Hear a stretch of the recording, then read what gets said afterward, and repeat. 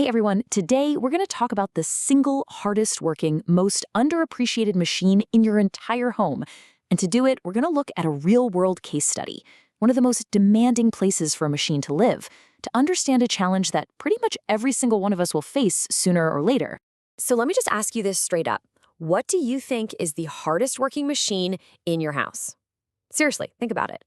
Is it the refrigerator humming along, the dishwasher, your oven? You might have an idea, but for a whole lot of us, Especially if you live in a place like our case study today, Sanford, Florida.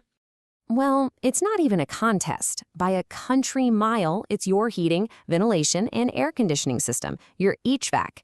And believe me, understanding why it has to work so incredibly hard there can teach us a ton about our own systems, no matter where we live. Okay, so before we can understand the machine, we have to understand its enemy. And in this story, the main villain is the Florida climate itself.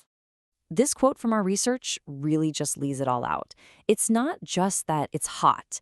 The key words here are humid subtropical zone. That phrase right there, that's the heart of the problem. In that 92 degrees, that's just the air temperature. The heat index, what it actually feels like with that suffocating humidity, is regularly pushing past 105. And this isn't some freak heat wave we're talking about. This is just a normal Tuesday for months on end. And it's not just one thing. It's a total all-out assault on the system. Of course, you've got that brutal summer heat and humidity, but then, out of nowhere, you get these sudden winter cold snaps, and a heating system that's been sleeping for months has to roar to life. You've got all this extra moisture in the air from lakes and rivers. Even the ground, with its high water table, is working against you, pushing humidity up into the house. It is just constant, nonstop stress from every direction. So, what happens when you push any machine into its absolute limit, day after day, month after month? Well, you get casualties. Let's take a look at the most common ways these systems fail under that kind of pressure. In a climate like this, we see 4 repeat offenders. Think of these as the battlefield reports from the front lines of your home's comfort. Each one tells a little story about that constant fight against the elements. First up, frozen evaporator coils. Now, this just sounds wrong, doesn't it? It's over 100 degrees outside and your air conditioner turns into a giant block of ice.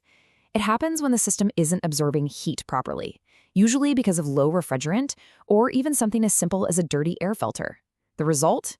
The whole thing grinds to a halt, and you've got no cool air. Next on the list is the capacitor. This little part, it doesn't look like much, but it's the single biggest reason for breakdowns in the summer.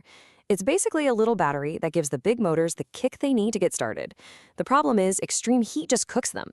When this one tiny piece gives out, your entire system is dead in the water. And then you've got ductwork leaks. Oh man, this is the silent killer of your energy bill. Your AC is running perfectly, making all this wonderfully cool air. And then your leaky ducts proceed to dump about 20% of it straight into your blistering hot attic. It's literally like trying to fill a bucket that has a giant hole in the bottom.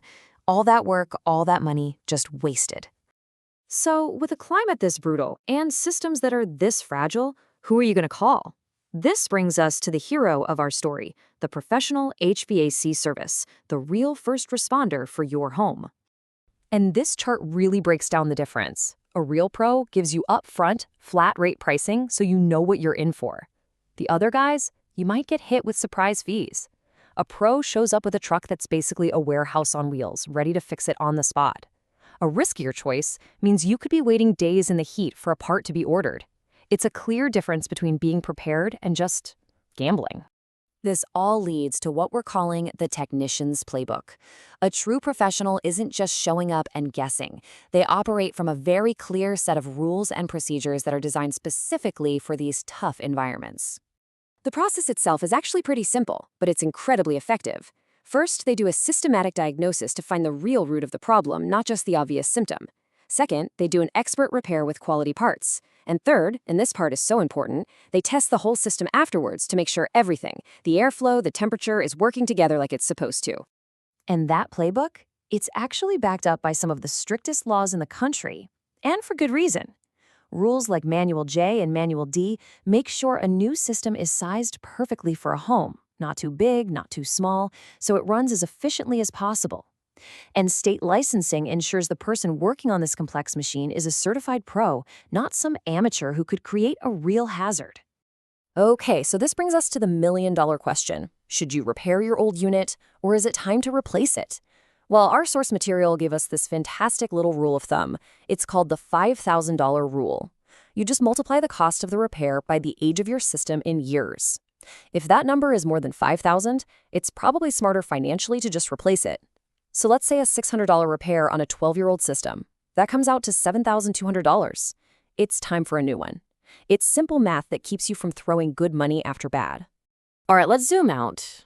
What does this deep dive into Sanford, Florida really mean for the rest of us? What's the bottom line for your home, whether you live in Florida or Minnesota? Well, first you've got to understand that your local climate basically sets the clock on your system's lifespan. An HVAC in a milder area might go for 15, maybe even 20 years.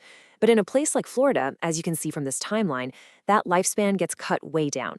The machine just wears out faster from constant use. The harder it works, the shorter its life. And that brings us to the core lesson of this entire explainer.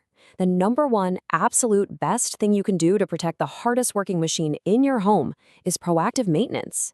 Seriously. Catching a small problem during a scheduled tune-up is so much cheaper and less stressful than waking up to a dead AC on the hottest day of the year. Prevention simply beats reaction, every single time. So I'll just leave you with this one last thought to chew on. For a lot of us, our HVAC system runs way more hours in a year than our car does. But do we give it the same attention? The same regular checkups? The same maintenance? It's definitely something to think about the next time you feel that cool air kick on.